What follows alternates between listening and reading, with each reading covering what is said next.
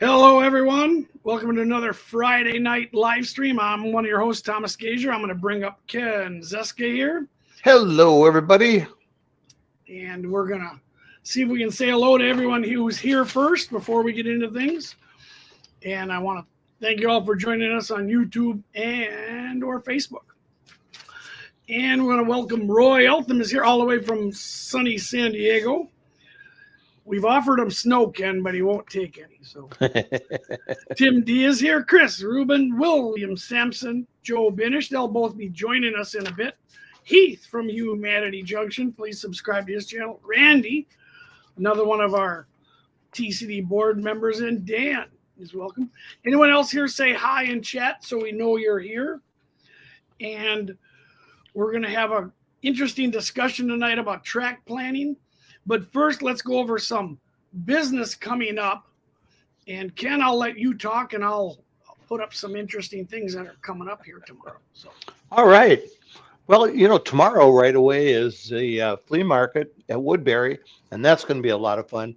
And I would remind everybody here in the Twin City Division, bring your copy of the January issue of Railroad Model Craftsman that features Tom Gazer in it.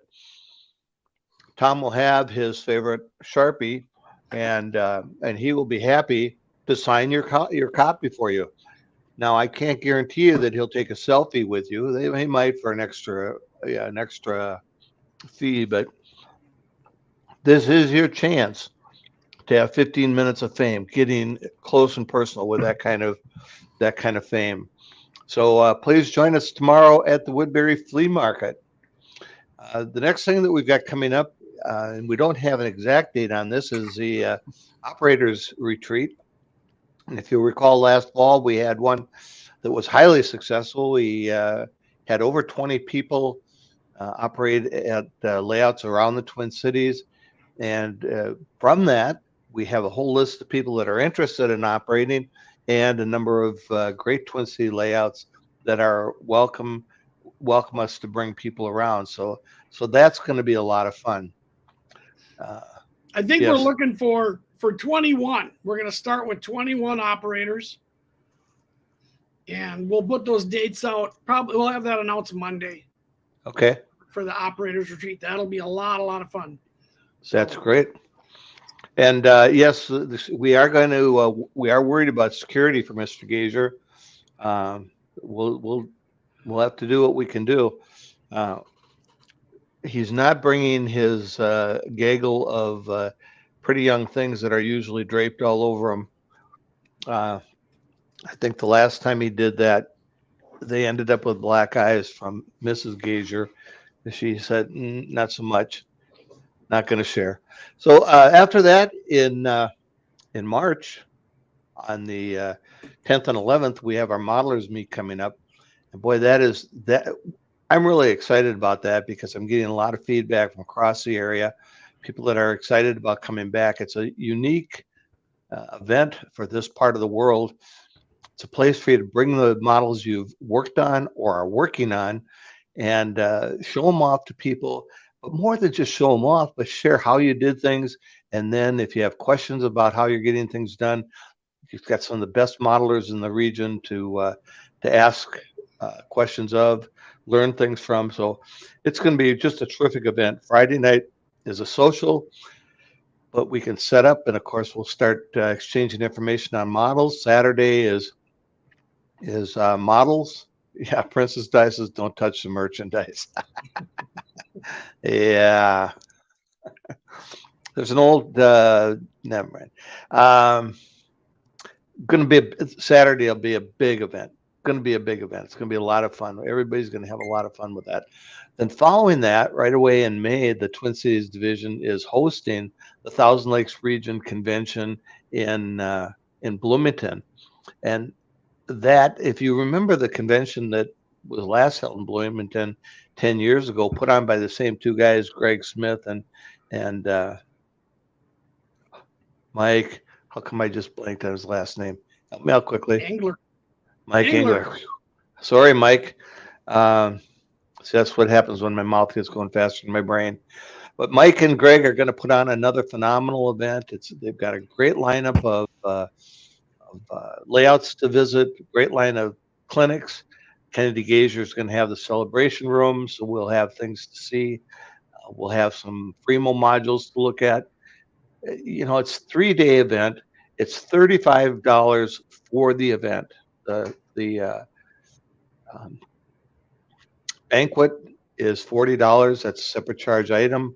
But, $35 for 3 phenomenal days is an incredible, incredible bargain. So that's just the stuff coming up close here. Then, of course, in August, down in sunny Texas, we have the national convention. And one of the highlights for me is the convention is absolutely guaranteed there will be no snow in Texas. So I like that. I'm tired of shoveling. You and me both. Did you ever get your side steps shoveled out? No, I've hired two of the 4 grandchildren are coming over this week because they wanted money for a video game, and I said I have a way to earn that. So good. The Tom Sawyer approach. Great. Thompson, yes. Okay, that's the big news I got, friend. All righty. So we'll start off. We'll do something quick here. I want to recap our Crossing Gate podcast, and I'll bring on 2 more members of our crazy podcast, and that's Joe and William. Welcome, guys. Hello. Hello. My and so I've got the podcast review, and this comes from Buzzsprout. I don't know what Joe's doing, but I'm going to mute him. So this comes from Buzzsprout, and it's kind of an interesting thing to see. We're going to show how many downloads, how many this, and where they all come from, and I'll make this a full screen. And so this is the year from 2022, and we get this from Buzzsprout, and they call it Backtrack, and we're going to recap what happened with the podcast here. And let me see if I can do it this way. Okay, so we had 21 episodes. We average 1.75 a month. We try and come out with 2 a month, but we had some technical difficulties when we had a computer issue and then other things going on. But we're we're not going to guarantee anything, so then we don't have to come on and do the apology list there. So out of that, the Crossing Gate, we were in the top 10% of all podcasts, and they judged that by downloads in the first 7 days. And we apparently would receive over 405 downloads in the first day, or in the first 7 days. I know we're not up there with the top 1%, but we're not really solving crimes or taking on anything political, but we're just having fun with our hobby. So that's pretty good. It's amazing that. And 100 cities worldwide, and Minneapolis beat out St. Paul as it should. Chicago, New York, and then Winnipeg. So Heath, you're pulling your weight there. Look at there's 300 and does that say 330 other modelers? What do you think of that, William? Getting all those New Yorkers listening to us. You know those city folk. I think they're all of Heath's fans, so we appreciate his audience and minions that he's gathered up in the big city. I think we should cut him in on our sponsorship profits. I think so. I think we could easily slide him in. He can get 0% as well. Yeah. So maybe we'll have to find that out. Who's watching? So here are some other cities that I just made up a couple lists, and I don't know if Northeast Pennsylvania on the bottom there is a city, but they it's beating up Philadelphia. I guess it's Pittsburgh versus the Eagles or something there. Portland. And if you'll notice, you'll see Western Australia, because when we get to the countries, I was kind of amazed that. And then you see Sydney, New South Wales, Brisbane, and Melbourne. So 3 of the top 10 cities that downloaded are from Australia. Can you explain that one, William? No, I can't. I'm wondering if Graham Stockfield is listening to it just over and over and over from all different devices. He might be, and Marty and the other guys. Yeah, absolutely. I think that's interesting. Oh, Heath has an answer here. There we go. Yeah. He does make a point. Now, Heath did say that he listens to the podcast at 1.25x, which is a faster version. If I'm talking, Heath, you might have to put it at 0.75 because I know I talk a little faster than normal. Or I sound like a chipmunk in your version. That might be that. That's Joe. So here's some more cities. And even New York got broke down into Queens, New York. You can see it there. And Mentor, Ohio, a lot of Ohio, Connecticut, California. I don't know where Ephrata, Pennsylvania is, but we seem to be popular there. Must be some modelers. And from Hudson, and then Grand Rapids, Michigan, and Peoria. We even play in Peoria. I think all the cool kids do, Tom. I think so. Ken, do you understand that joke, playing in Peoria? I don't know. I don't. I know that there was something about shuffle off to Buffalo, but that's another story, I'm sure. That's another one. Oh, okay. So the Aussies are coming to our May convention. They will enjoy the Mall of America. That would be really good. So, Tom, for the audio listeners, we're looking at numbers of downloads. Are the numbers on the purple, is that corresponding to the number of downloads or times listened? These are the number of downloads. So okay. Yeah, this isn't going to go out on audio only. So this is just a video. Okay, gotcha. So these are the cities and the number of downloads from that city.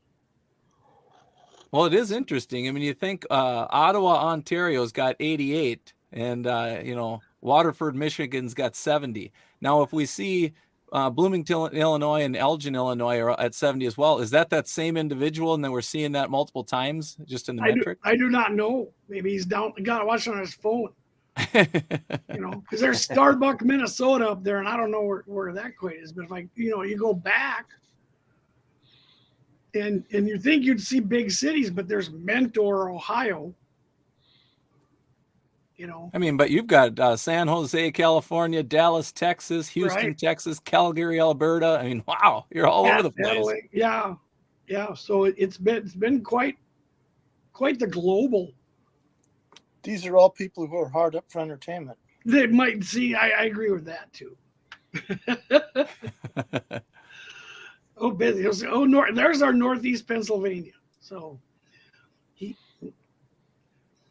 we're figuring out who that is. So now let's go to the countries. And we're over 50 countries. The only people who aren't listening is Antarctica. I don't know why. We're gonna have to hit that harder. They got some great railroads in Antarctica. I'm sure Joe's painted some. Oh, absolutely. Mostly white. So Australia is coming in 3. And then here's a map where the downloads come from. I'm impressed with Asia. I think that might be a language barrier. So, Joe, we're going to have to translate you into Japanese, Chinese, Thai, and Singapore, and North Korea, South Korea, maybe North Korea. That's not going to go well. Heath, Antarctica has 2 clubs, okay? I just want you to know that. 3 railroaders, 2 clubs. There's 2 clubs. So, yeah, that's kind of interesting. And so here's the countries and the percentage. France, Switzerland. Well, I didn't get the numbers. I covered up the numbers on that slide. Not too good. But we got 2 downloads from Morocco, 2 from Saudi. I don't know. Maybe they're checking on us to make sure we're not spies. 1 from South Korea, 1 from Iceland, Czech Republic, and Israel, Chile, Turkey, Vietnam, Belize, and St. Kitts. And I don't even know where that is. Maybe that's our trivia question. St. Kitts is in the Caribbean. I would be willing to go and be an ambassador there. Yeah. You will be our number 1 ambassador there. So yeah. And then our top episodes, of course, while we're bringing up layout, planning, and design, staging yards, operations, loyalty to certain brands. I think that was your topic, William, wasn't it? Well, you got to be loyal to brands, don't you? I think so. That was we talked about manufacturers and kind of who we liked. I think that was a taste great, less filling episode. And so, in the top 10 of all shows, almost 36,000 downloads, 50 countries, 21 episodes, and over 1,000 minutes of wonderful entertainment. So thank you. I see Lady Dies in the chat. Thank you for the sponsors. And thank you everyone for listening to that. So that's kind of interesting. I thought you guys might want to see that. Well, it is fascinating, and I think it is that element of sharing. And just for anybody that's interested in just listening to random dribble, they can tune in. Yeah. I know guys that a lot of times I'll turn on a podcast and just listen while I'm modeling, and it's like listening to the radio. You don't have to stare at the screen. Joe is with us obviously today, and for those that are viewing, you can see he's modeling at the moment. Joe, you're going to share what you're working on there? It's an airplane, so am I allowed to do that on a Model Railroad podcast? Oh boy, you're on the wrong podcast. Oh, I know, but no, the other guys kicked me off. That records Thursday nights. Come on. Yeah, Joe. good thing it's not a podcast. So. Well, there you go. It's Douglas F4D Skyray. It's been sitting on my bench for weeks and weeks and weeks, and tonight's a good night to work on it. See, there he is. So, all right. So then we'll get to our topic today and some track planning discussion. And I wanted to bring this up and talk to Chad about what you guys think about track planning. Do you come up with the cost, the maintenance, your story? What's more important, your story, your space against your skills, right? And so I've got 3 layouts here we'll talk about, and they're pretty simple. And I'm going to ask our panel here, what would you add, edit, leave alone? What do you think the cost to build and maintain? And what are some advantages and disadvantages to this? If you guys want to look that over. And in chat, please give us your responses and we'll post them and bring that up. I have a question. Yeah, Joe? Can we put a staging track on one end or the other? Absolutely. Because that's actually kind of what everybody does when they build a big layout, is they do lots and lots of these little, I'll say, vignettes or a town or whatever, or the one module approach, if you want to go about it that way. But that's kind of what you do. That's what my layout is, essentially, is several of these tacked together with twisty bits in between, so that you have a town or a switching area or some part of interest that the train is going to work through, whether it's a passenger train or a freight train or whatever. I like it. I would go with that. William, Tom, just to clarify though, this is not going to be an audio. This is pure video. Pure video. Pure video. So just as we look at this, then getting into those back industries, you're doing a lot of jicky jacking to get back into those. And if you've got a car to try to get back in there and something spotted at the one that's that delivery area, it turns into a little bit of a cluster for an operator to try to get back in there.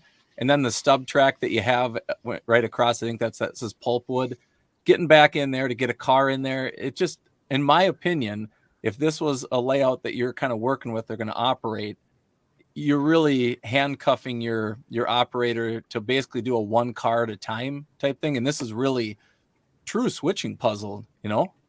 It's very time saver-ish.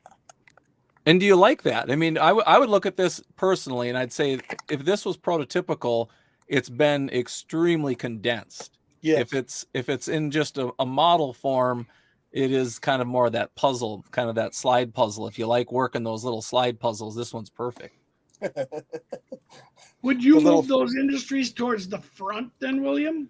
I would either go industries towards the front or consider how you have your yard. And as Joe said, if you're going to add a cassette or add a staging area and it's off scene, then I would eliminate the yard that's on there and treat this a little bit more. So yeah, I'd use the foreground track as industry, and then actually use that, what would be kind of that center track as my main, and then have the back tracks as my industries. I try to eliminate and try to get away from that chaos that's there. I mean, for guys that are trying to learn, I think the advantage of this is learning, thinking ahead, that the whole chess move. What do you do to get a car in or out of an area? I mean, do you guys have Tom, you work for a prototype railroad. Do you have a look at this and say, prototypically or even move wise, this makes sense, or this is a good situation to be working with? It looks like some of the prototype without the second runaround, like the track where it says oil. Yep. And I like your idea. If this was the plan I was going with, I would invert it. Maybe the term is mirror. Yes. What's on the top would be the bottom, and I'd put the yard on the top. And I'm with you. Then I'd be a lot happier with that plan. So now, if you flip that, Tom, would you like your yard ladder though to be flipped where now you're hiding cars and you're hiding your yard ladder? Would you want your yard ladder? What I'm trying to get at there is that your long track to the back, just to be able to see your cars are stacked. Yeah. Is that an advantage or disadvantage when a guy flips his yard and now his yard ladder is going away from him? Right. Yeah, that's probably a disadvantage. Well, how about this? You take out that bench work along the front between where the yard ladder is and the main line, so that you narrow that whole thing out, and that way you can reach everything better or more easily. You're right, William. It is kind of a switchman's nightmare, but who knows? Maybe, I don't know. I mean, like Mike's comment though. Mike made a comment here: one car at a time with the switchbacks. But if you can't fit one loco and two cars to get to the back, it is that puzzle. So I mean, a guy like Mike, he likes that puzzle, and I think that's a good point. Yep. Yeah, that recycled paper plant would be quite the move to get back there. Right. It's buried. You have to move everything else to get back there. Yeah, particularly because it looks like it has spots for a couple of cars, mm-hmm. and it doesn't look like you could get two cars on the switchback. My thought is, and so I grew up in the era of the spaghetti bowl model railroad, sort of like that first railroad that you had on there, where the point was how much track could you get in how little space. And I see this as the same thing. You're trying to create a puzzle, and if you want to do a puzzle, like the time saver is a puzzle, if that's what you want, that's great. But I would tend to want to spread things out, and even at the loss of a couple items, if you have to, maybe the loss of the yard, and then put that staging track off to the end where it's just a cassette you can plug in and plug out, just to make it more relaxed and easier for your engines to run around and to spot cars. It would be perfect for this is a hustler. Yeah, sure. Hustler. Right. Or, like if you had a small switcher, track mobile. I think what I would edit out would be probably the oil, that track. I'd edit out the yard. And like Joe, you said, if I could add staging, even temporary on either end, make a siding. So this is just an intermediate stop for an east or west way freight. You'd pull in with a Jeep and 5 cars, and then you'd spot 5 pulls, and you could go at that for an hour. Well, to your point though on the runarounds, Tom, is that redundant right there? Just to have those two runarounds side by side? Yeah, that is. So from efficiency standpoint, right away, whack out those 2 crossovers, and you basically create, a little less chaos. Use your foreground space. Yeah. I think the second runaround track is trying to make it not look so much like a time saver. Okay. I think Mike brought a point. I'd rather have a longer runaround than 2 of them. Yep, that's a good point. I think that's my train, operation advice is So you want to run around, and the longer you can make it, the better. So do you want, if you moved the connection that's directly, I'll say south of the red oil spot, if you move that connection to the branch line to the right so that you can only get a locomotive on the runaround, does that get where you want to be? Does that makes for a longer runaround, and you have to ditch one of the second runaround tracks that goes up to that parallel track?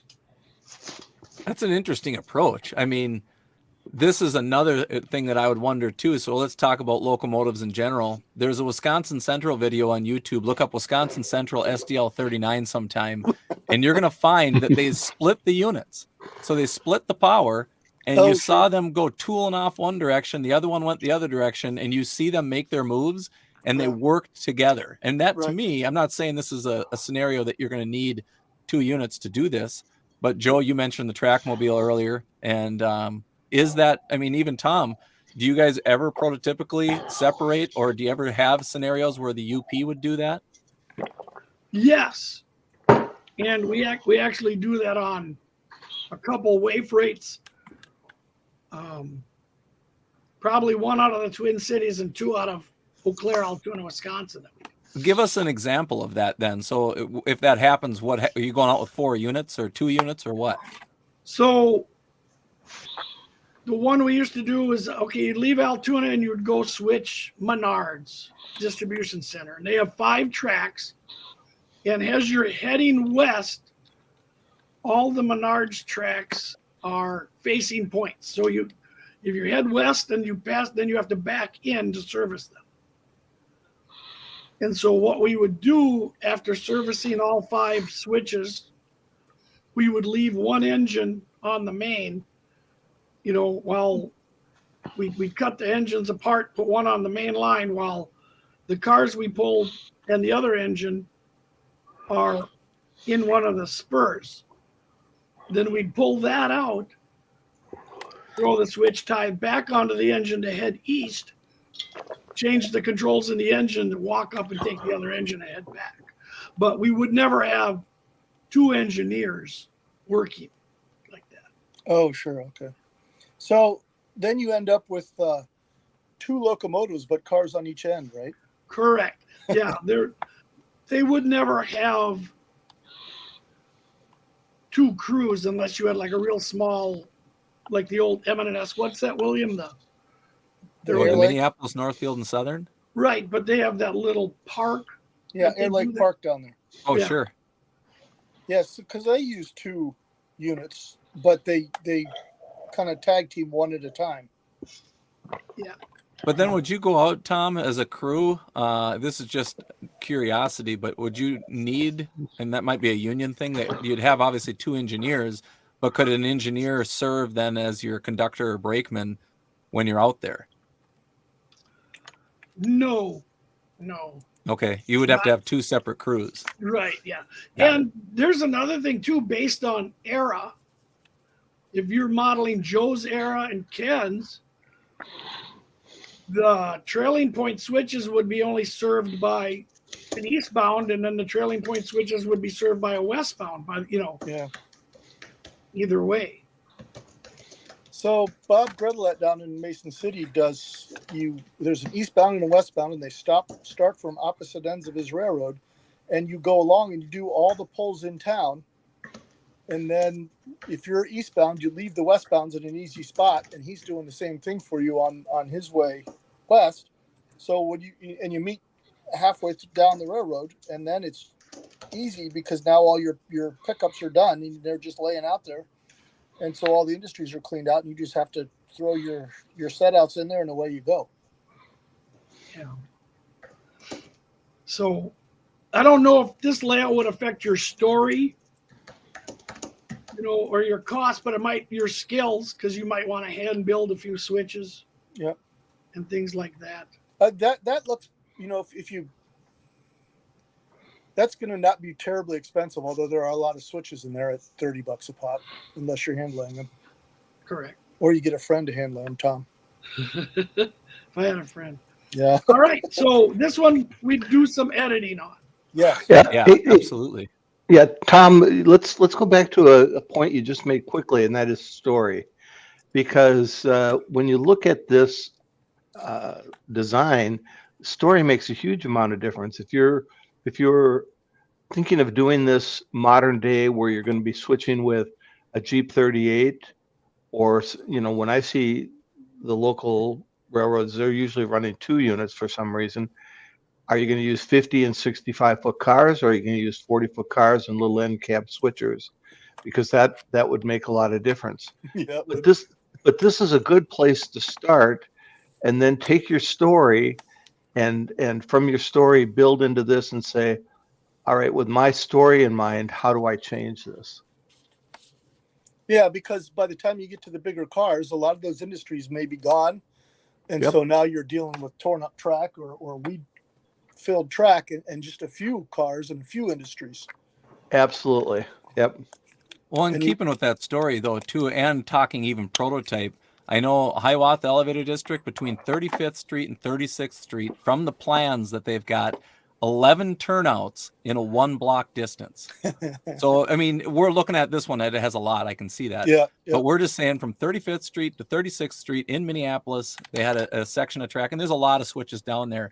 But to at least defend the guy from a perspective saying that there are a lot of turnouts that are taking place, and that's obviously because, prototypically it did happen. So there might be a scenario that you may have that many turnouts. yeah, up through the transition era, there's Right. This is possible or makes sense. Absolutely. And this might even be slowed down like a single operator. Yep. If you were in the steam era, you could put a depot and a water tank and tell them, hey, after so many moves, you have to go get water. Yep. Well, and to Mike's point, Mike Ordorny, he had pointed out too, is that the operators and the difficulty that you want to present, that could very well come down to what cars you got on the railroad, how many cars are spotted, how many cars are in your yard. We might be thinking in our minds when we looked at this layout and said, every industry has a car there. Now I think it's really busy. It's jammed up. The yard has a bunch of cars. How do we move around? And, making that difficulty level, this could be 2 cars at an industry and you've got 4 cars in your yard, and that's easier to work with, which makes it, obviously more fun to do. But if a guy likes more complexity, fill up all the industries, fill up your yard and say good luck. Yeah, and you're not going to have any competing traffic coming through if it's a branch line. Right, right. The real key is absolutely. on a mainline railroad or a busy main line, you've got to keep that main line free so that other trains can get through. And if you're the only guy out there, who cares? Well, and let's talk car lengths too. I mean, when you are doing your design work, Kirk pointed out too, 40-foot cars would be great, and it does work well. When we operate on the Arkwood and Rice Creek, Gary went from 50-foot bulkheads to 60-foot bulkheads, and there's an area on his railroad called the Spooner Turn. And in Spooner, it becomes almost handcuffing because you are within a foot. Your coupler is just hanging over the points. You can, barely throw a turnout, and that has really made that job more difficult just by car lengths. I mean, that as an operator and when you're planning, car selection can also come into play. So he's probably extended the sidings to make them long enough for the cars that go on there, right, William? That I don't know, and I don't believe he had. I believe he had 50 foots, which left you a lot more room to kind of wiggle around and get clear of a car. And now it looks like your grab irons might be brushing one another because you added that extra 10 feet. So I'm referring to the Hiawatha Elevator District and that lumberyard. That is sure. operator. We do need to add more rail just so guys don't push bulkheads too far. When a guy yells, "That'll do" 10 times, the engineer's got to have his ears on. What are you talking about? I was going to let that go, Joe. You brought it up. Hey, I'm comfortable under the bus. So back to story, William, like if you said you went to modern times, and like Ken said, so let's take the recycled paper or the warehouse in the back. 40-foot boxcars, you could have 2 doors. Yes. Mm-hmm. Modern era 50, 55 boxcars, you could show the 2 doors filled in and the new door built. Yeah, right. Or one of them's kept and you have to spot it that way. Right. So you can tell your story over time, and where you can say this was a class 1, but now it's a short line. Like I know Roy Eltham is in here. Maybe you're modeling part of. I'm trying to think of the rail. It's like a rail company, and they have the yellow engines and things, but it might be a modern short line, and you can show this. You know, where things like the oil dealer is gone probably.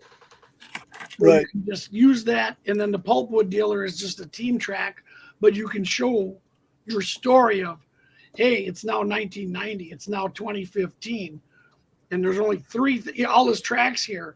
Some of it's out of service. Well, and that's evolving, and I like Dan Dosa does that a little bit himself by car selections and things he changes, and I think that does tell the story because he wants to go back into the late 90s, and he even just changes out his locomotive, and it's painted different, and that tells you right then and there that now the merger has happened. It's maybe pre M&NR, but to your point, Tom, changing your buildings, swapping out, even just I know a gentleman that just uses magnets quite a bit, and you could take a door or a little dummy that would block out a door and just have a piece of metal on the back, and it would stick the thing it would look like it was closed up for the time. And if you want to go back in your era back to the 50s again, pop the thing off and then the door is there.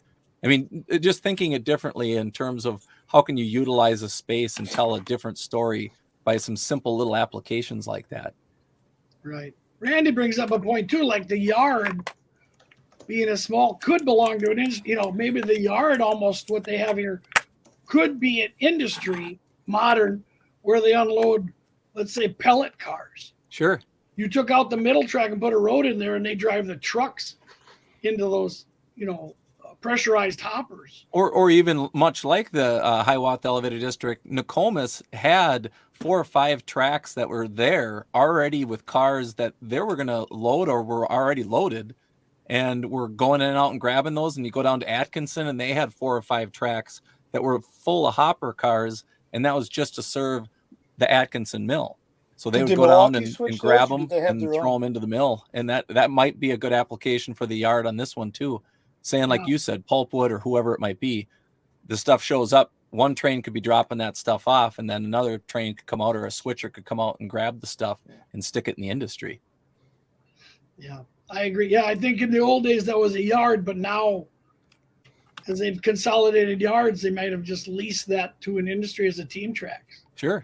Yeah, call them off spots or whatever. Yeah, showing change over time. All right. We'll go on to the next one here. I think that one is pretty good. We'll get back to the story. So now we've got some running room here. And this is a plan by Peter Lloydley I found.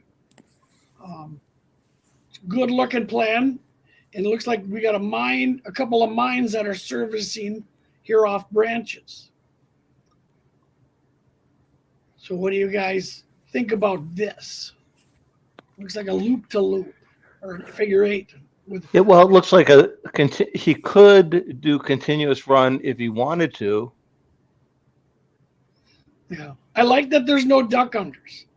Yeah, that's for sure. No, I'm serious. I think the normal I person would have I'm going around the whole walls. Yep. Well, there's a door, but yeah. And then even it looks like there's space on the top between the layout and the wall. I don't know if that's purpose or whatever, but I think this is something that would fit me, that there's no duck unders. You're going to be able to walk in and not absolutely be agree with that. And the other thing I like there is that he's paying attention to where an operator might be. In our lower right, the scrap yard, a guy could come out of the yard and go down there and be working that little area down in that area where he could stand kind of in that brownish area, that elbow. And another operator, if he does have a second person there, could be working in the upper left and jamming around in those industries.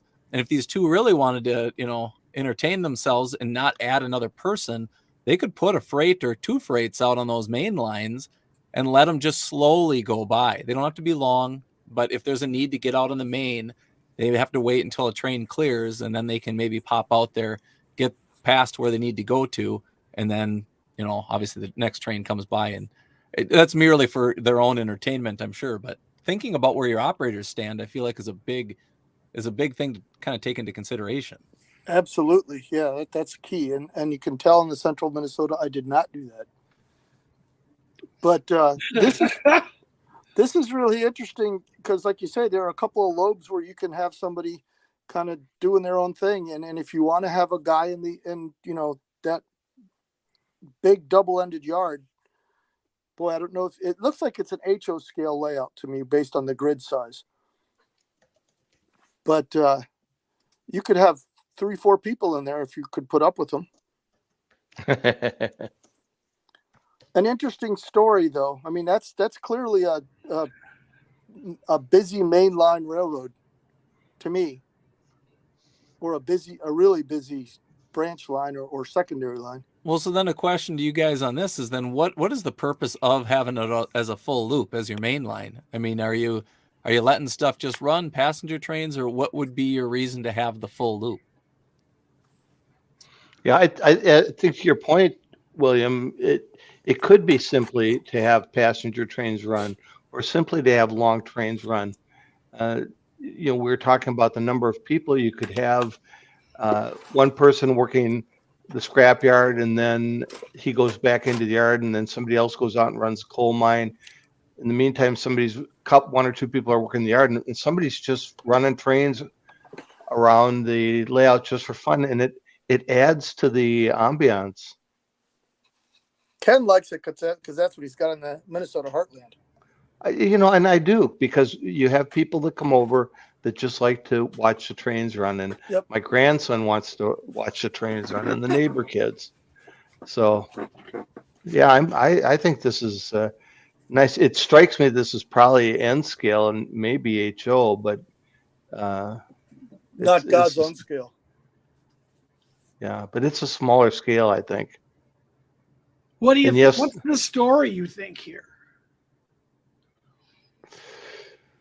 Is it Appalachian? I mean, I'm thinking the main line is coal trains, or maybe some freight trains going back and forth, and these are branches to what here, like coal mines and things like that.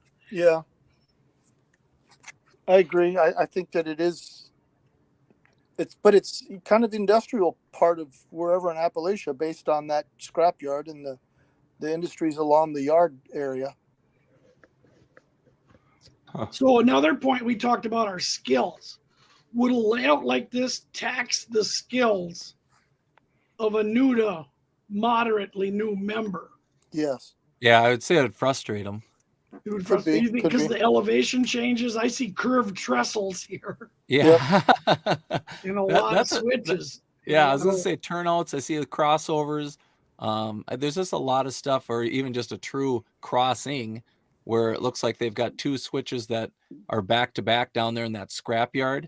And I personally feel like the more turnouts you add, the more headache you could lead yourself to. So simplification, try not to get cute with how you handle some track work. And in this case, this wouldn't, in my opinion, wouldn't be a beginner's attempt.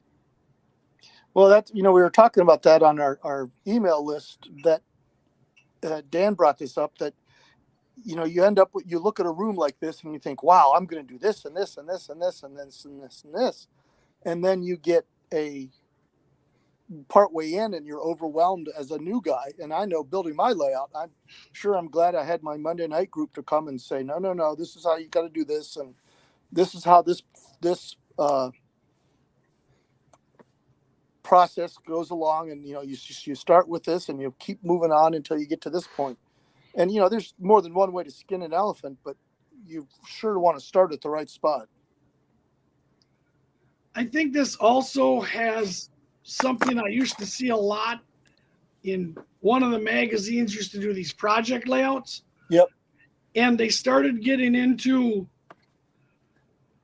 the source and the consumer. I think that's the way to put it, because Sure. on the left lobe has a coal mine and the right lobe has a power plant.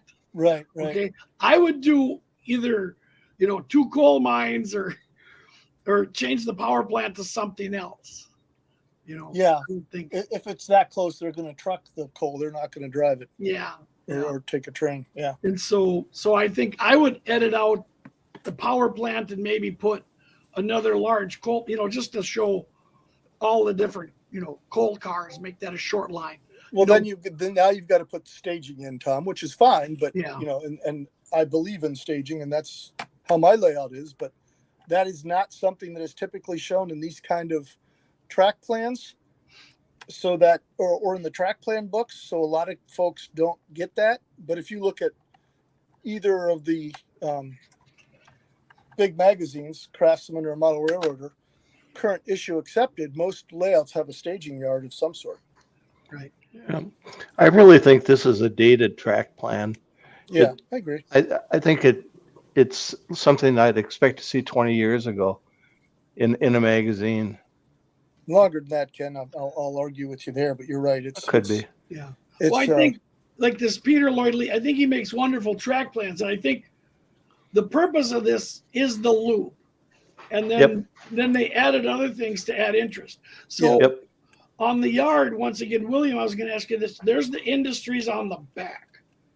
And I think we're kind of preaching that don't put them there with that far of a reach. I would agree. And visibility. I feel like a lot of times too is reading car numbers. I don't think people get better with reading car numbers. I think it gets harder to read car numbers. Yes. and just with, again, going back to the complexity, I want to actually touch on some of the comments that we've got going in the thread. Andy had mentioned, he goes, how can you have a switching layout without turnouts? And then Dwight came back and just says, well, real railroads avoid turnouts from expense and troubles. And I think that is true. But at the same time, for us as operators, giving yourself a story that you can kind of build upon. And then when it comes to switching is not to frustrate the individual. Looking at when Tom, you made a good point, the coal mine over to the power plant, you do that with your split rock, right? I mean, you're going from the mines down to the yards, down to the docks. You're giving us a story and a destination and what's happening. And I think you're right on the dated side of things. The loop is very common. My dad's is actually a folded dog bone.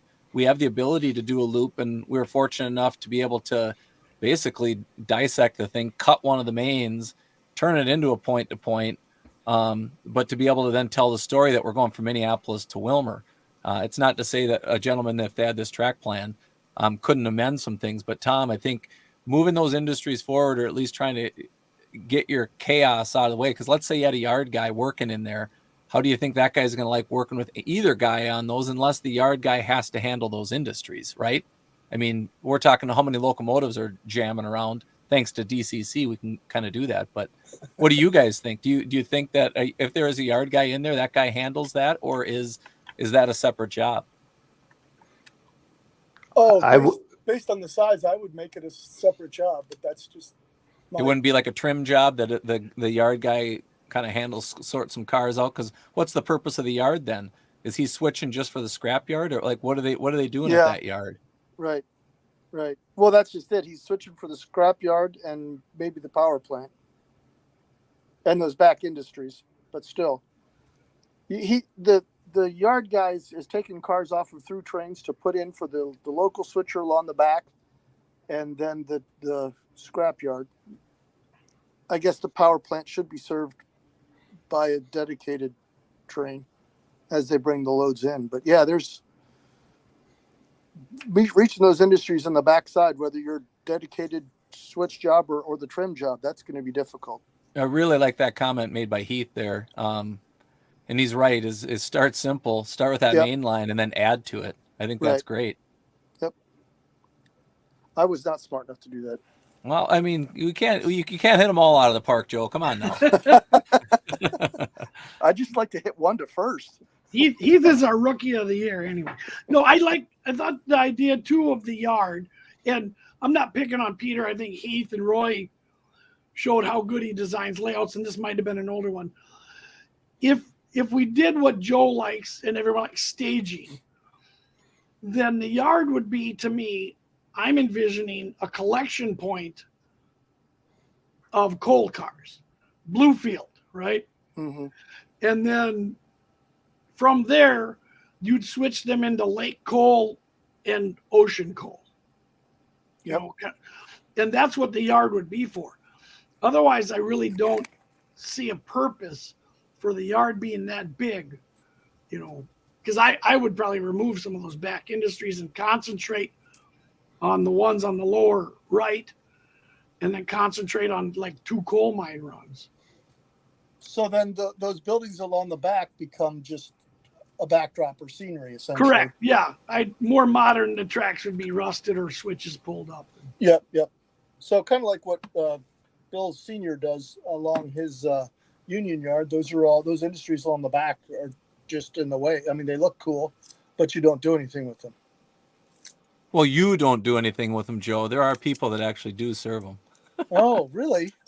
So I'm not allowed to, or what's? I'm not capable. Oh, we'd give you the paperwork, but we figure you're already bogged down in the yard. I get the hard one every time, not the easy one.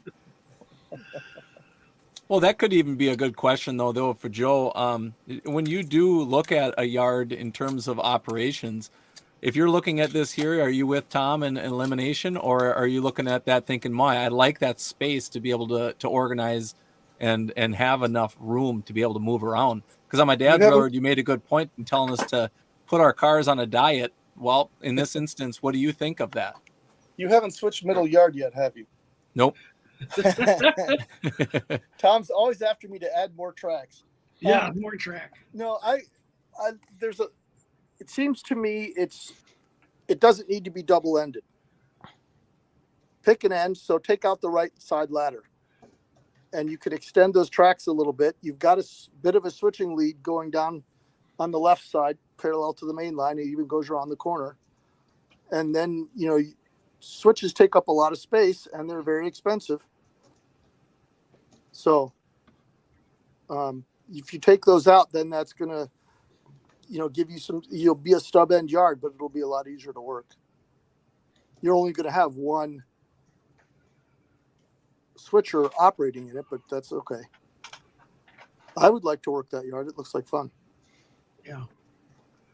Now, we've had a couple of comments too, and I see that I know people are assuming this is drawn for a client. We're not making fun or picking on this layout. I just want to know from chat and from us, what would you, if you had your friend was saying, hey, here's the layout I'm going to make. And based on your experience, whether you're new like Heath or been around, for 80, 90 years like Ken, if, what would you edit? What advice would you give somebody, in saying less is more or move this here? I think that's what our discussion is, and trying to figure out what's your story. And if this was designed for a client, it would be interesting to hear what the client's story was. I think, did they want to grow up in coal country? Did they want to represent that? And things like that. So, I mean, it's a really cool layout, but you'd have to have some skills to build this, as we said. Elevation changes. Well, based on one of the comments, it looks like someone is building it, having it built for them. This might be. There's the skill is taken care of because you're having ostensibly someone skilled build it for you. So now you just have to play with it and maintain it. Yeah. And I agree with Heath. Maybe that big yard is the open staging. It's I think that's what it is. Yeah. And that's probably what it is. Which is fine. Then away you go. Right. The other thing you could do is put along those back tracks, and someone mentioned this earlier, there are 2 big long tracks back there. You can just have it so that that's shotgun staging essentially. You run one train out, move the next one up, and then it goes out and does its thing, and then when it's done, it pulls in behind. Yeah. Tim in the chat actually kind of keyed on one too that made a good point, and I felt the same way about that having the coal have a destination and vice versa. I mean, I get the power plant and that sort of thing, but the point just being made that you have 2 different points, it creates point to point. I mean, that's kind of that conversation I mentioned before, Minneapolis to Wilmer. Tom, you're going from the mines to the boats, and having that purpose, and I think that is part of the story. What is happening and how are you getting stuff? Greg Dahl does a nice job with the auto plant, and what cars are going to the auto plant, obviously, but then also what doors have what cars going where, are telling the story of, well, the transmissions go in there, that side's got the doors, that's got, trunk lids or whatever in the car. And when you tell that story, it gives you guys a little bit more of a reason for what you're doing there instead of just jamming cars around. Because that scrap dealership, I don't know enough about scrap yards, but boy, there's a lot going on there. They must have some place to cut cars. I guess I don't know exactly what else is going on. Yeah. And I think what a lot of people have mentioned too, that if you wanted to build that main line and watch trains run, as you can do the rest. And like I said, with skills, I would not recommend this to the newer modeler. I would ask somebody, how many layouts have you built before you're going to tackle this? How many successful layouts have you built? Well, success is different. Well, I understand. But the true thing, maybe they designed this with Unitrack. And Yep. so then your skills almost doesn't matter. You know, what was the design layout you had, William? Somebody else mentioned it. Roy did.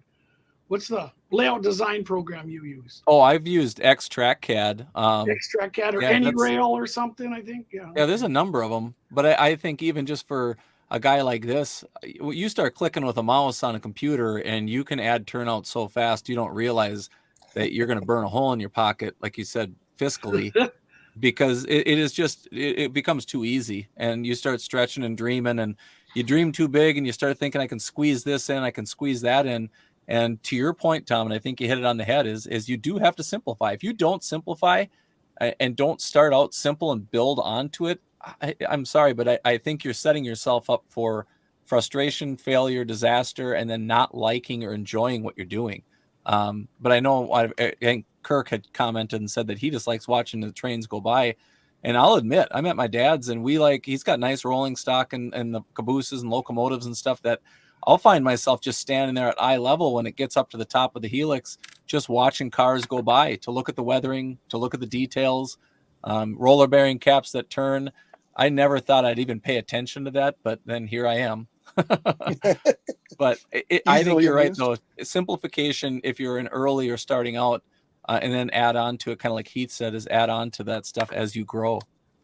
Right. And like you just said, that's an interesting thing about layout height is eye level. You get to watch those bearing caps. You get to see all the underbody detail that these museum quality models are now coming out with. And I think what's coming out in chat is kind of interesting, and that's what I wanted, was how each of us look at a track plan differently. If you're looking at it as an operator, as a builder, as a runner, I want to showcase, for my 20th Century Limited or my double stacks, or what's your story? And I think we all look at it like, well, my story is, if Joe, heavy industrial switching, so I would change this way. Where other people would say, yeah, I'd even add another main line somewhere so I could have 3 coal trains going. Heck, you could whack out that peninsula. Even Chris had just chimed in and said that the scrapyard is overtracked, empties in and out. You could get rid of that and give your guys more walking space or just maneuvering, because there's really probably not a need for it if that's what you're kind of running down into that area and creating more chaos than you maybe even need to. And like you said, Tom, we're not beating the thing up, but just looking at it from a different perspective of what a person could do if they're looking to dive into something like this. Yeah, that begs to be an alley. So Heath Heath brings us up, and I'll go to you, Ken, because your layout has almost layout to ceiling scenery. Do you think that's a plus or a minus? I mean, because where you have scenery, you don't really want to add more tracks because you want to keep the scenes, right? Right. And I purposely have a lot of areas that don't have tracks where the train runs through the scene. And that's purposeful. But then back to Joe's point, I've got a couple of alleys where you work an alley job and it's all urban. So, but again, that goes back to what my purpose is. I do Model S scale and that has its own unique challenges. One is, as I look at this, I think if I were going to do this, it would all be hand laid track and hand built switches, because you can't go down, or you can't write Midwest Model Railroad or Spring Creek or whatever and get turnouts and track. You've got to build it yourself. But when I mentioned this track looked old to me, this looks very similar to what was designed for me 40 years ago, and I've been backtracking and updating it for 40 years. Uh, I just think that people are getting into cleaner track plans. So this is the kind of track I think would be designed for somebody that was in their 60s or 70s that wants to have built that layout that they've been planning for 40 years. Well, Ken, let me ask you this then. And you kind of mentioned as far as that yours, as far as the design, it's staying where it's at, and you're not going to tear it completely to the ground, correct? Right, that's correct. So if you're not going to tear it completely to the ground, and this is a footprint that you're currently working with, you even as an S-scaler and scenery and scenes, and that's kind of become more of a thing. Is that where that little bit, I know you've torn out mountains, you've torn out sections of your railroad and basically simplified it. Absolutely. Do you find that therapeutic, or did that help your railroad get to a better place by doing that? It really did, but by taking out some of the mass that was in there and putting in prairies, it made the room brighter and easier to look at. I still have a couple areas like that where I want to take out some of those big dark mountains, but that was a design element that was really in vogue back when the layout was designed, and now it's not so much anymore. But yes, and that's it. That's why it's nice to have people come over that aren't familiar with the layout. People come over and operate and say, "Gee, this looks good. I like having more room to walk around." I think it's like anything else. You have to continue to grow, and that's part of what I enjoy about the hobby is I can change and I can grow and I can add things and I can subtract things. So, but Heath talked about he designed his layout and then he didn't put any room for scenery. That can be a challenge. So, but it goes back to the original thing that we talked about. When you're going to talk to somebody about helping you design a track plan, make sure you know your story. And if you don't know your story, sit down with a couple people that have layouts. Maybe go, like we have this operations retreat we do, sign up and go to the operations retreat and get on some of these layouts that operate, see what you like, see what you don't like, and then ask that layout owner, tell me what your thought process is. So Dan mentions building something like this, complex sections over time. I think that was absolutely what was said. Build the loop, then maybe build the coal mine, and then build a couple of tracks of your yard. I bet you'd find that as you went along, you would simplify that yard quite a bit. You'd just say, boy, I don't need that. Same thing with the scrap dealer. You'd say, boy, all these switchbacks and crossings, boy, they sure look good, but man, they are just a pain in the ass. So I like that Heath brought up scenery. Yep. Because Dan Dosa and I do this on our weekly chats, and we used to talk when we talk about layouts is give your layout to someone else's eyes. I don't know a better way to put that, but we talked because Dan asked me, look at my layout, what would you edit? And we're not making fun or doing anything of their layout, but it's like, maybe we do something. We've talked to Joe many times. Hey, how about this? He's made changes. We talked about this on yours and mine all the time. And it's interesting to see things from other people's eyes, and especially when the other people come over to operate. And so I think that's really interesting to say, like what Heath was saying, okay, how would you scenic this? And Heath and I had a really good chat about his being this urban New York layout, about putting in some Rick's bridges. It has view blocks in the corners, it kind of separates scenes. Mm-hmm. You're not going to add a tunnel, but in New York, there's bridges over everything, I'm presuming. There is in Minneapolis. And I think we've all done that, angled bridges, and Joe's done that with another railroad. And it's interesting when you hand that to someone else's eyes.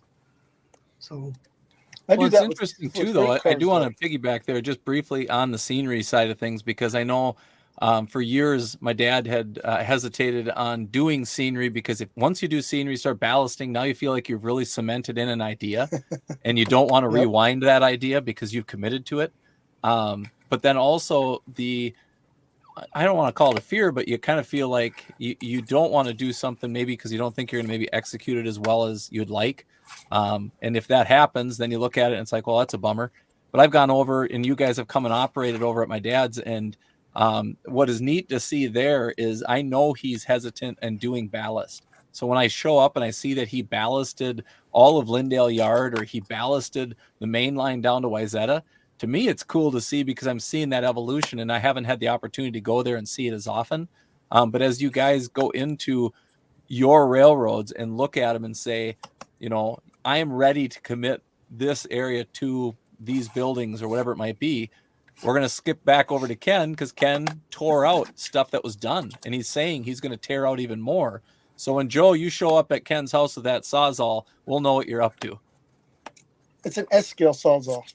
At least make sure it's the right scale. It's interesting to see. I mean, I think us as modelers, when you are planning and you're going through those phases, if you were to do the track plan you have on the screen, I wouldn't go into scenery really. I might put buildings in place to see where stuff goes, but what do you guys think? I mean, you're not going to be putting in the trees, and the bridge doesn't even have to be cut in. You could put the spot where you want it, but you don't have to cut it in at that point because maybe you decide you don't want to have that there. Right. Yeah. Exactly. Yeah, it can be wood until you build that bridge for a contest, or your skills allow you to match up to that, or you find someone with skills. Yep.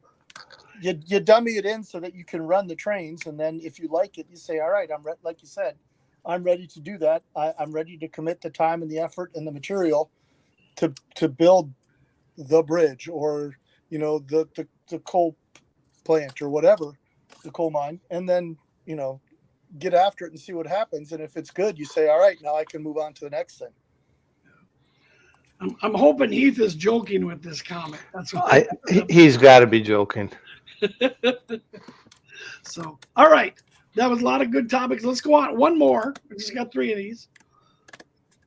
And this is another little shelf layout. And it has a story. And it's serving like one big industry. Is it ever? Excellent. Yeah, I was going to say, I like it. I mean, it's pretty chaotic. I mean, when you first look at it, but once you start digging in, pretty cool. Yeah.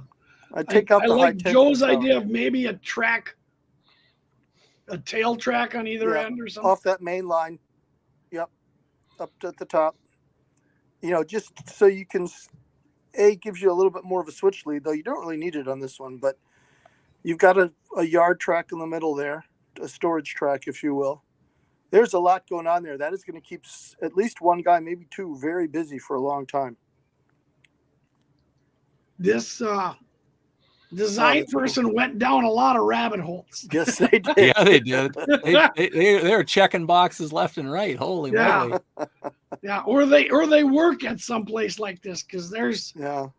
Isn't that enough then? If they work there, they don't need to build a train layout that doesn't. Maybe, I don't know, but I'm like, what would the rotary kiln do? I don't know. It spins. For what? It spins. Well, I know that, but would they cook the briquettes in there or something? Yeah. Sure. I like that answer though. It spins. That's it. Going for simplicity. You don't need any other answer. That's good enough. That's a parent answer right there. That's a dad answer. Exactly. Go away, I'm busy. That's what that says. So give me your skill level on this. I'm calling it moderate to advanced. Yeah. Well, and why? Because they've gone through the effort to find all those nuances of what the plant does. Yep. And they've done away with, I want to have one of each train running. And they said, they've gone to the effort to figure out what kind of operations they like, and they're knee deep in plant switching. And there's a lot of pretty complex track work in there. I've been thinking about this too, and I think this guy, when he shovels his driveway, he's the type that he clears it right down to the asphalt. Yes, he does. He doesn't leave any slush. He takes it right down, make sure it's all clear, because really what you're doing here, I think, and Tom, you kind of touched on that, is you're working in industry, but I envision this as, 5-6 cars coming in, and that's your train. If you want to make it more complicated, add your caboose and have to have them kick that thing around. But at the same time, it tells the story. I mean, you're checking that box. The runaround's there. I mean, Tom Klomoski was really good about telling me.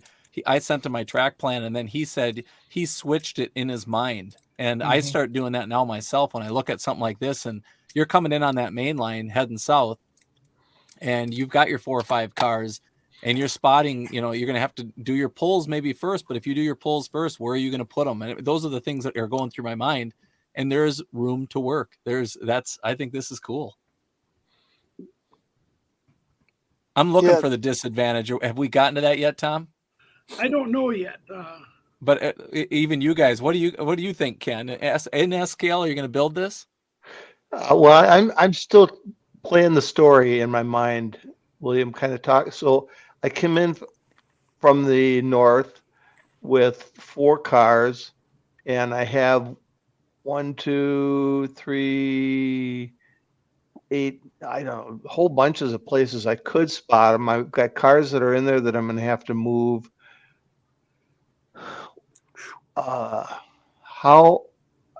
Where am I? I've got to run around. It looks like it would be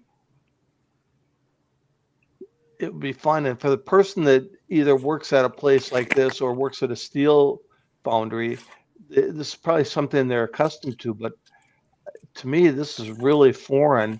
If I had the main line that I could come in on, and maybe come in and do my pulls and then head out like we do Lake Street job on Joe's, then come back with spots to put in place.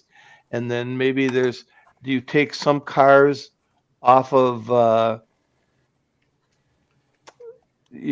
of some tracks and respot them on the other track for a different use? I'm trying to decide what cars it's going to be. There's just so many questions I have, but it's really fascinating. What can you tell me on the story about this, William, in your mind? In my mind, I'm right with you. If you came in on bringing in 4 or 5 cars, I'm cutting off, leaving my train just short of the road there, and I'm going in right away, and I'm going to look at my train and say, well, do I have something for the boxcar unloading? Do I have something for that the inbound recycling paper? What cars of my 4 do I have? Because if there's something I've got to get out of the way, that's what I'm going to go after first. Now, I look at that old boiler house and I say, okay, if I pull 2 or 3 cars, I can go back up there and then shove each car down into that old boiler house track, because that's where it's going to sit for the moment. Yep, and then that's your slough area. Yeah, that's right. That would be where I'd try to stick the stuff off to the side. And then I look and see that we've still got a runaround in there. So now I go back and I pull our inbounds and I start spotting those into the places I need to. And I can use my runaround then to spot what's left. And if anything has to go to the old boiler house, that's my last move. I'll pull that car with me up there. I'll go grab my cut that I've got for my outbounds, go shove them back down to the runaround track, stick that 1 car back in there, and then go back and just tag onto my train and leave. Sure. But if you've brought in 4 cars and they're sitting on that main line, then you go in there and pick up some cars and you want to slough them at the boiler house. How do you do that? Because your main line's full. Well, so what I would do is I'd pull those ones I just said I'd pull out. I'd pull down onto my runaround track, assuming I've got 3 or 4 cars I've pulled. Go back up there, pull them down there, start spotting them where they need to go, and then all right, maybe go down and grab them off. The runaround track might be your slough spot, not that old boiler house track. Sure, okay. And like Michael says, you're likely to have 11 different kinds of cars coming in here. Unfortunately, so that's kind of interesting. They're long cars. Yeah. Well, I don't know. I mean, there's tank cars. I had a paper mill on a previous layout and received tank cars with 4 different commodities, and they were short. The long cars were like the pulpwood cars. Yep. The car, or not the the cars with wood chip cars. That's what I'm saying. Yeah, those are the monsters. Sure. Cars weren't that long. But I think this layout, an advantage is like your car, Mike said, your car variety. Yeah. Because I'm looking at tanks, variety of those. I'm looking at wood chips, probably pulp, coal for that boiler. So you got coal cars, box cars for product. Well, inbound almost recycled paper. I mean, that Yeah. could be in a box. That could be in a box or even in a covered gon. Absolutely. Yeah, everything but gondolas. Yeah. Unless they had some type of, where the briquettes went out or things like this. Well, wouldn't you have a Now, gondola? here we have an industries in the back again, William, but That doesn't bother me though, really. I mean, I'm Not here, saying the okay. aisle is on the right, right? right. Yeah. So those two spots in the back aren't so bad. No, you work them from pretty far, about where that crane crosses over. And the other thing I for like the about back the tracks that are going into the buildings, though, is that they didn't put them on a curve. They put you and you get into a straight. So Yep. in the time that you do offset your couplers and somebody shoves one too far in, you can still hit those things at least head on and hopefully be able to retrieve your car. Where does the gondola go for the frozen jackrabbits? That's at the depot. Oh, okay. Yeah, so here you got a corn mill, sugar beets, a chemical plant. You can base a layout off one industry. Ask me how I know. But but I like this, but I still think the track and the structures on this would make it at least intermediate. Oh yeah. Your second or third plus layout. Yep. I agree. But it's a perfect one with a little tag on staging area for an apartment or bedroom or whatever, where you don't you've taken down the giant layout and you build this, because this is going to take you quite a while to get after if you're intent on finishing it. Sure. Guys, is there anything in that track work that in HO and N scale couldn't be bought commercially? That diamond probably. Where? I don't know what the angle is on it. Yeah, it could be No, funky. no, that's like a 25 degree or something like that. I think that would be pretty easy to find. Okay. I mean, you could make it a degree where, Yeah. It works. Yeah. Yeah.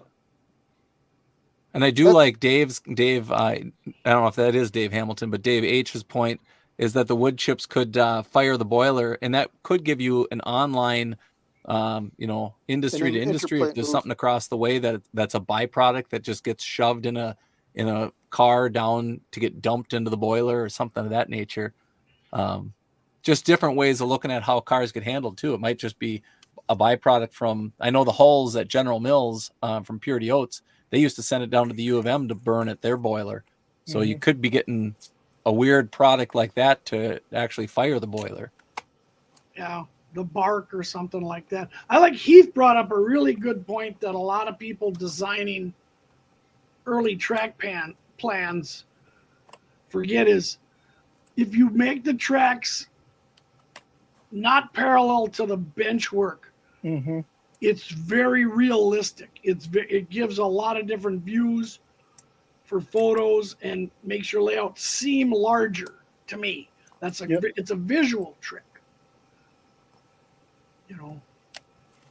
So I like that, Heath. I think that's a cool thing to point out on this. And then also, so Chris says here, you don't have to switch everything every trip, which is what I like about layouts. I dislike where on a layout every car is switched, because that's not the way it goes.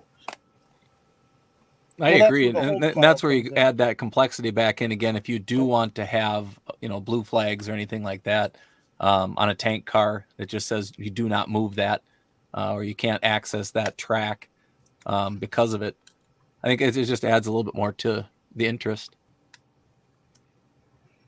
Do you see this being built in different eras? Well, it's pretty easy to do that, because you build it for the early one, and then you can add a few things, a few tanks or prefab later buildings on if you want to, and then it's just a method, a manner of swapping out the cars to make them more modern as time goes on, like Gary Friesman used to do. Right, he used to rotate buildings and cars and era from the 50s through to the 90s. Yep. And then obviously, Tom, in this case, there is the old boiler house. There must be a new boiler house somewhere on there. You know that they've at least progressed as far as their technology. Yeah, with high tension towers and things, and Nuclear power plant. nuclear power plant. Mr. Home Energy by Mr. Fusion. Yeah, you can put more stuff here. I like what he says that, some people would want more space, but they still want to tell the same story. Yeah. And I've seen that with a lot of layout owners where if you have your story right and you like it and you bought into it and your friends are buying into it, my question to most layout owners is what would you do differently next time? And if they have a really good story, they say the same thing Heath does, just I'd put more distance between A and B and That's B and C. That's John Right. O'Brien's layup. Right? Tom, that's John O'Brien's layup. Is that what John? Okay, so John got to do that. Yep. Jack Gooch did that a couple Yep. times, and Arlen Yeah. Teetle did it before his Right. second so layup like was taken Heath out. would just have more space between Croton and Harmon, and between the junction and the time saver, which makes sense. Yeah. Yeah. So I don't know about much disadvantages from this. If you're, and the structures don't seem undoable because they're boxes Yeah. and tanks, which are And that's where you tell the story of an industry that's been in business for years and years and years, decades, if you will, yeah. by adding in those newer style buildings. But I'd argue that the only disadvantage that I'm seeing that we can't really kind of appreciate or look at would be reachability of some of the areas, and in particular, it's the actual crossing is that crossing swings back underneath that cantilever or a tower or bridge or whatever's going across all the tracks. And then on the left-hand side, you got a little bit further, that barge unloading crane. We might have larger structures to reach back in and uncouple, and hopefully magnets may come into play because we use them and like them, but a lot of guys might be using just picks. But that would be what I would say. The only disadvantage might be tall structures right to the front of the railroad that a guy may, I don't know, swing around with a hooded sweatshirt and knock a tower off a guy's railroad. That would be my fear. Or as Tom would say, ask me how I know. Yeah. Here's a question for future operations. Should there be a way to put a tag someplace so you know what cars are inside a warehouse? So I have a warehouse that you put a couple cars in there. I know Joe has some, and you kind of have to go in there and fish around and see what you come out with. You don't know for sure what's in there because it's been a while since you spotted it. And I've been thinking about that lately, is should I have some sort of a tag I put there so people know what's there? It's interesting. Yeah, well, car cards, I think a tag or car cards would say what's in there. But even depth of an industry there, Ken, how far, when you're shoving a car in, I know we can say we got 350 foot, the building looks about this long. But what about letting an operator know how far they've shoved that into the building before they pile a coupler into the wall? Thank you. That's got to be part of the conversation, right? It is, and that's exactly what I'm concerned about. And I know Heath would say, you put a high definition a camera in each one, and because he's got the technical skills to do that. But so that's just one of those idle questions that rattles around in my brain. But I think that's a fair observation in the fact that, like, I personally, my dad has one that's Metal-matic, and we have just coil cars going in there. And when they do get pushed in, if you offset the coupler and then shove it in, he has along that side their windows. So they're windows that are meant like industry style that you could see that the car is there. But there are times that a gondola gets shoved in there and it's below the height of the windows and you can't quite tell. But would that be an instance where maybe illumination comes into play inside a building, with even like Greg Dahl in his auto plant, to see some of the cars that are further back? Could that help a guy? Well, I think the thing with like Greg's plant, you're pulling everything anyway. Okay. you know. But what And- did you get everything, Tom? If it offsets and the back car doesn't get pulled out, and then you shove, 4 cars back in, or do you expect 4 cars out every time? Yeah, well, we cheat at Greg's because he hasn't put in the walls yet. That's a key. That's a yeah, key. that's a key, and that may be something too, Ken, for like an ops session. Yep. That those paper mills, maybe you don't have the front wall, and you like North Metro, you show that interior. If this guy knows enough about forest products, maybe he's building and 3D printing the interior, of a contest winning or entry thing like that. Or does his roof come off and he sets that under the railroad so you can just look right down into it? I like that idea. Thank you. These are good things to think about. I appreciate that. Yeah. I think you brought up a good question, and I think that's some interesting ways to watch that. I mean, Joe has that with the buildings on there, and I think that's interesting to look in the building and you can watch where you're spotting it. And like William said, at least you can see it when it derails or in couples. But that never happens, Tom. Never happens to us. Never happens to us. But yeah, this layout has a lot of advantages. I don't know what size it would take up. I imagine at least 10 feet long. Yeah, that's what I was envisioning as well. And but I think this would satisfy someone who wants operations, a variety of cars, a story, and enjoys building structures to some point. Yep. Yep. And to the point, to the point that was brought up earlier, you're not going to switch every industry every time. And going back to the thought about Greg's layout, he has it set up so that you do all your switching down there and get it all ready, but you can only go in and actually switch out each plant at a certain time. And when you go into that plant, you have to take all the tracks that are in there out and put them all back in. You can't shotgun anything there because in a big plant like that, they only want the switching done at the shift changes to be safer for the people in the plant. So these are all kinds of interesting little additions that you can add in there. You can only go into the additive tank plant at one time. You can only go into the boxcar unloading at one time. You may have more flexibility on some of the other things. And I do like Chris chimed in and just said having the sensor with the red or green light on the structure next to the door would help. And I think that I've thought about that in my own instance, just because I do have a couple areas where I will have cars shoved into a shed. And when you shove it into the shed, my backside is open, but if there's a car in front of it, you can't quite see that well. On the exterior of real buildings, they do have their indicators. I mean, it's not it means that the green light's on, you can come into the shed.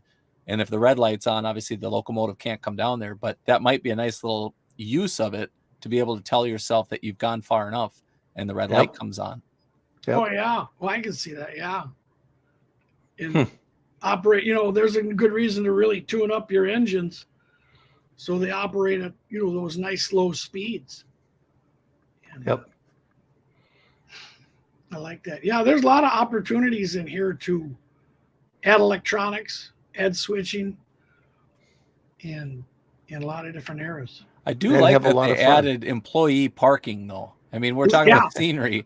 I like the fact that they added that, and that gives you an opportunity to put some vehicles on the railroad, and it's an element. The trucks obviously are backed up too, so now you got some trailers you can put in there. You can commonly pick up at shows. So I'm a vehicle junkie, so I do like and appreciate that they took the opportunity to put that in there. I didn't notice that. That's cool, and it's right on the front. Right. So you could show off like you. I mean, that's perfect for someone new models like you, or right, or Mike Buddy. You yes. know, yeah. You just have these beautiful 3D printed, modified new wheels. Yeah, that's kind of interesting because I think everybody, I don't want them next to the front. I'm like, yeah, you want them. You can put plexiglass. Well, that's true. We've always talked about it because they are too easy for somebody to slide into their pocket, but hopefully we're not taking sketchy characters into our homes and operating with, and they appreciate and respect the modeling that we've done. So you keep your sticky fingers on the donuts. Yeah, yeah. He said sketchy, Ken. I'm sure. Well, I was kind But- of talking about Joe, but I thought he muted Oh, himself. yeah. Yeah, but Joe, remember, he models in 187th, so his cars are, while they're nice looking, are of no interest to me. No, we're jealous of S scalers for sure. All those 1/64 scale cars are just Oh, too yeah. cool. You Yeah. got average basic stuff that we just can't get in 187. And the farm and construction equipment. Oh, All if I was part of the SQL, fun. I'd have an open pit mine. Had I tell you that? Yeah.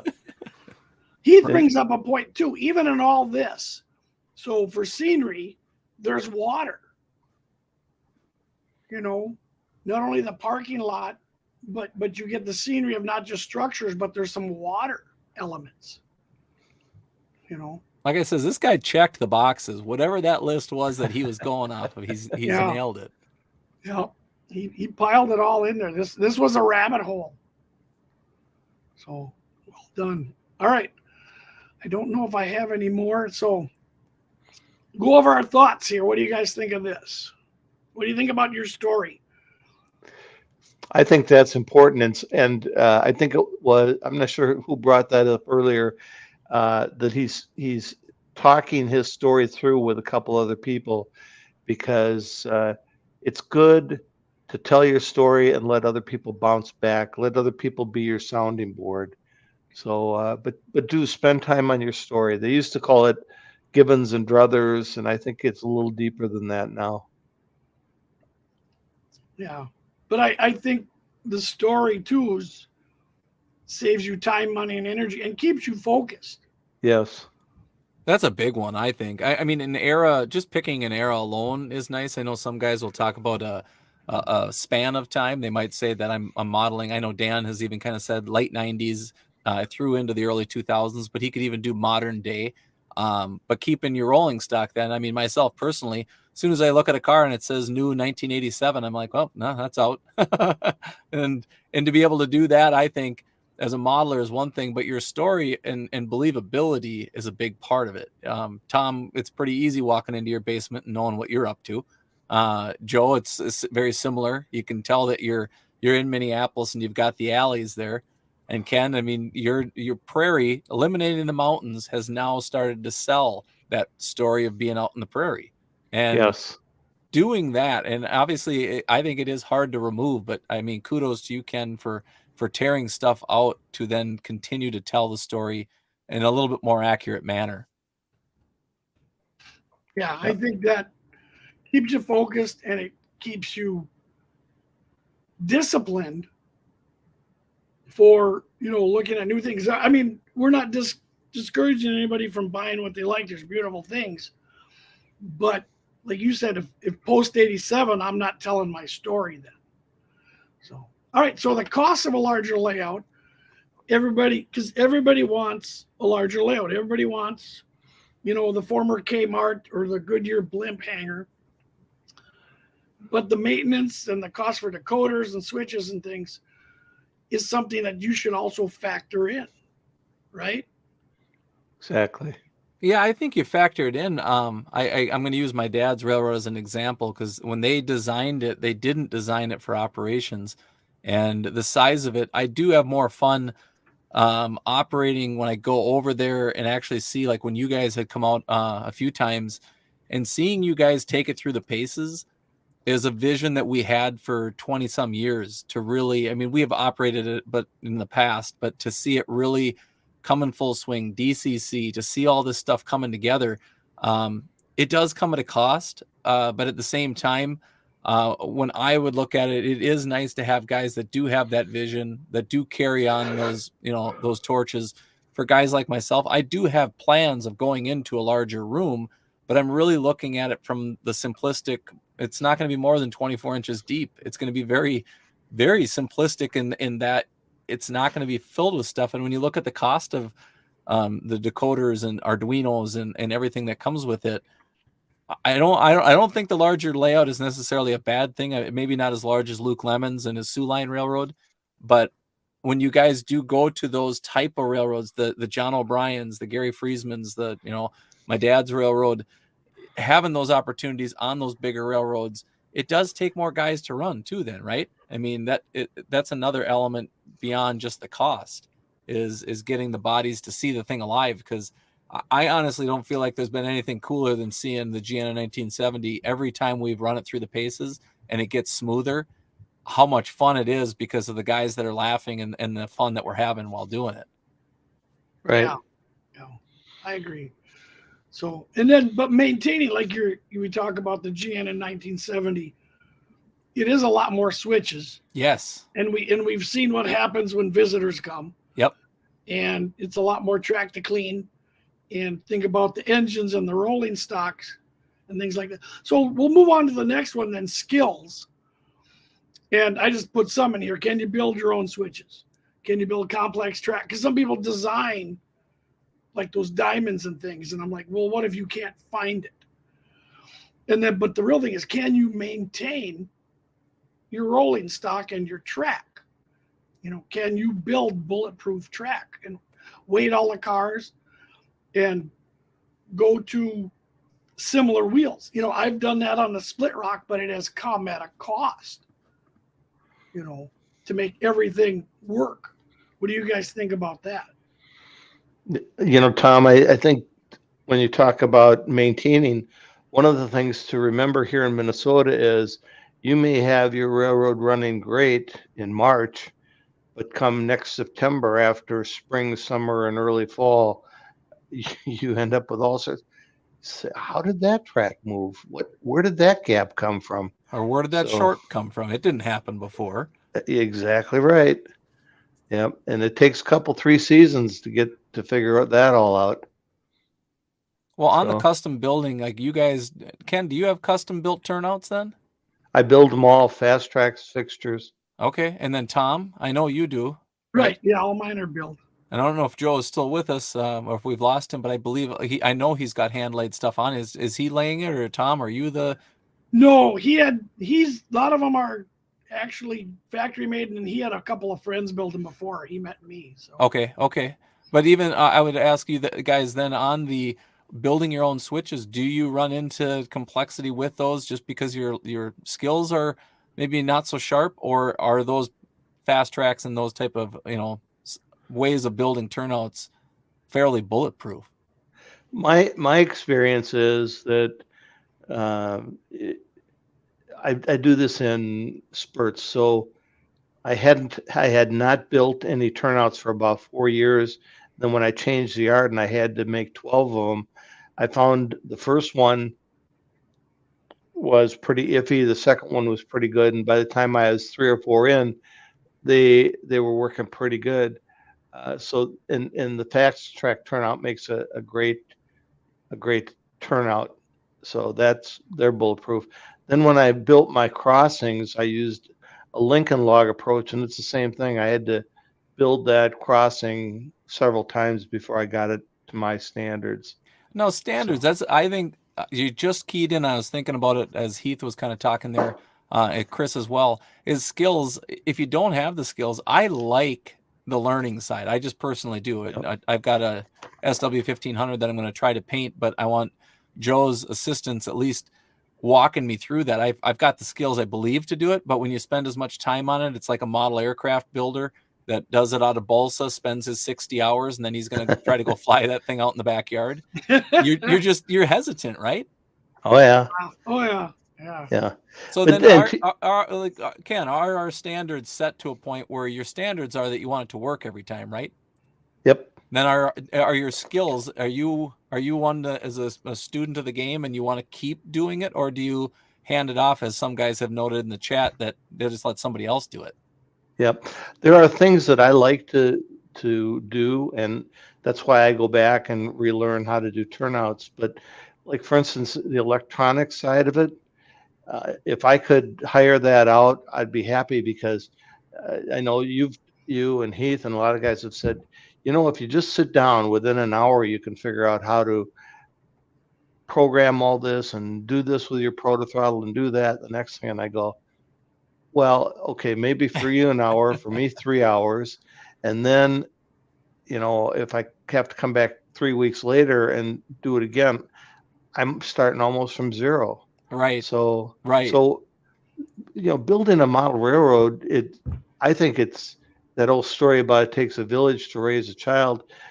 You can do these things as a lone wolf, but gosh, it's so much more fun and so much easier if you have people that you can share with. And I'm happy to build the turnout for somebody if they're happy to do something for me, or even if they're not. I just like to share in the hobby.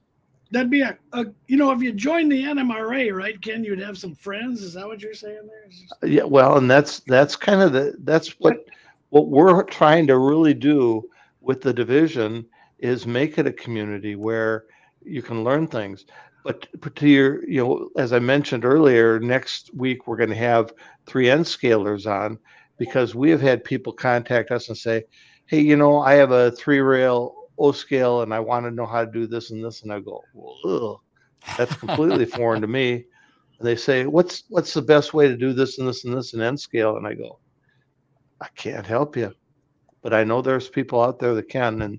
And that's why I'm excited to build that community where people can get to know each other. How much is it a year for the NMRA?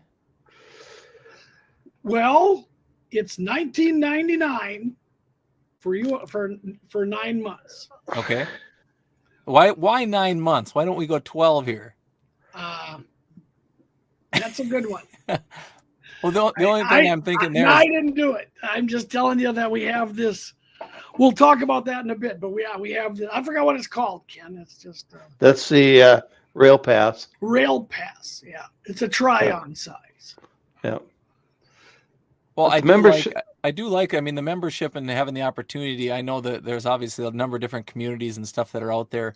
But I mean, there have been some guys, and joking or not, have says, where do you find the friends? For only $19.95 a month, you can get friends for X amount of time. That's not that's not asking crazily. I mean, if you don't know anybody, it is a great opportunity to be able to connect and plug in and meet people. The membership cost is $68, and that has just gone up. And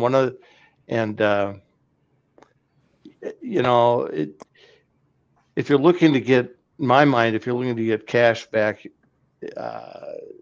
that's a tough equation. But it's just, to me, it's a great way to get into the community, to build your community. And if you can't get $68 worth of fun out of it, I just don't know that you're trying hard enough. But to the good point, Gordy has said that he gets the membership built back up, he's going to bring the cost back down, because the reason the NMRA exists is not to build a war chest, but it's to serve the community. And so thank you, Bill or Bruce. I'm just intrigued with the $19.99 for friends for 9 months. I could make that work. Your wife asks, what's this extra charge on the credit card? And you go, oh, that's for my friends. Exactly. Friends with benefits. What did you give them $20 for? No, that's what it costs to have friends. Uh-huh. Yeah. For me, anyway. So, but and skills are important. And, it's a good way to learn some skills. Looking at a layout like, well, I'm going to have to learn this to build that curved trestle. Yep. I'm going to have to learn this to make that diamond. Yep. And you'll like Bruce mentions, there's a lot of discount programs out there that help you get some of that money back. And also it's an opportunity, like we have our operators retreat. It's an opportunity to get out and meet people, operate on great railroads, expand your enjoyment of the hobby. But like anything else, you've got to want to get out of it. You need to put into it, and you need to enjoy what you're getting out. Yeah. No, absolutely. And I know we don't want to turn it into a conversation about how the NMRA and back and forth that can come with it. It is kind of that conversation too, that if it was with the manufacturers, because they're more responsible, in my opinion, as far as growing the hobby. The NMRA is kind of more of the standards, that piece of things. And if they actually said, hey, tell you what, we'll give you a 5% off purchase of a freight cars at these manufacturers that you have to buy direct with, or even 2.5% off, 2% off, whatever it might be. If you're an NMRA member, to have that conversation saying, hey, it does benefit long term if these cars are getting more expensive and the manufacturer's willing to give back a little bit. by Yep. giving some of those breaks or incentives. And you say, well, why would you help an organization? It's not helping the organization. It's them needing to grow the hobby too. So, I mean, it's kind of a joint effort. But to spin back over to your thing you had there, Tom, is you have, what have you learned from your past or current layouts? Yeah. Is there anything that you do or don't like about what you're up to? Well, I think I've learned so much in this one that I want to build another one maybe.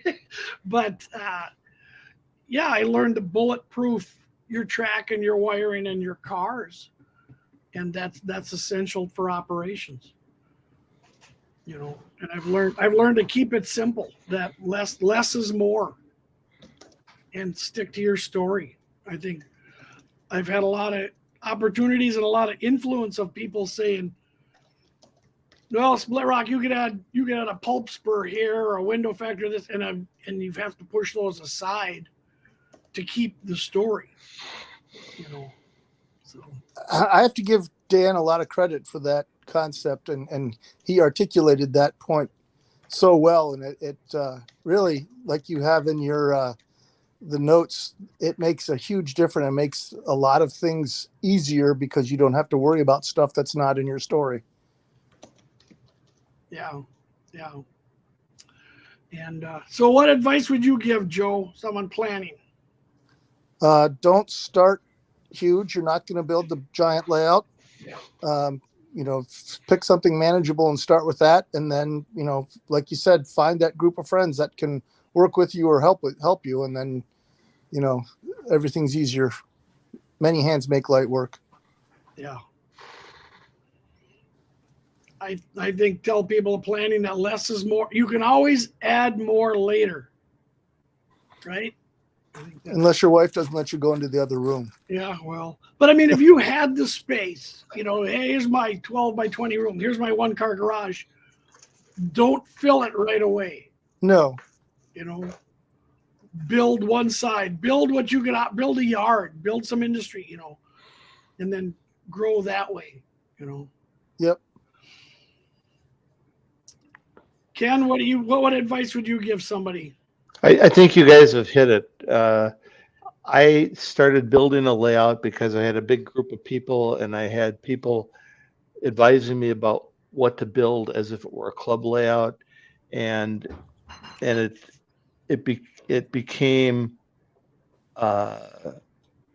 overbearing, and so that's a lot of what's caused me to do the simplification.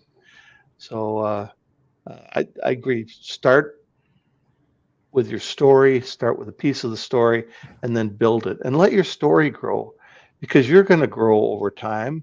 What you like to do is going to grow. And then next thing you know, you'll say, boy, I like all this equipment. Somebody will come out with some brand new shiny engine or car that you really have to have. And, you know, you may need to change your story. So get involved, ask other people what they're doing, bounce your story off other people, practice, practice, practice. William? I just say, I mean, to be real honest, I mean, for a single piece of advice for somebody that is, if you're starting out, start. That's, I mean, really, it really comes down to just that momentum. Once you've laid down a few turnouts, you lay down some track, you get the track power up and running. It builds like Legos. I mean, it's one building block on top of the other. And from a skill set standpoint, I would just say, who cares what everybody else thinks or sees or does? You have to be able to build those on your own.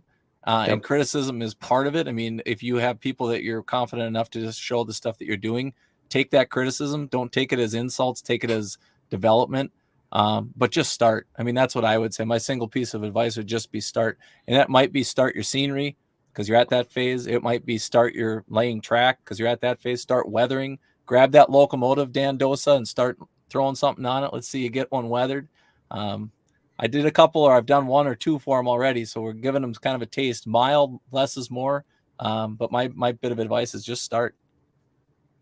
I agree. And ask, anytime you go to layout, ask them questions. So, all right. Thanks for the discussion. You can join us on Facebook and YouTube and some more.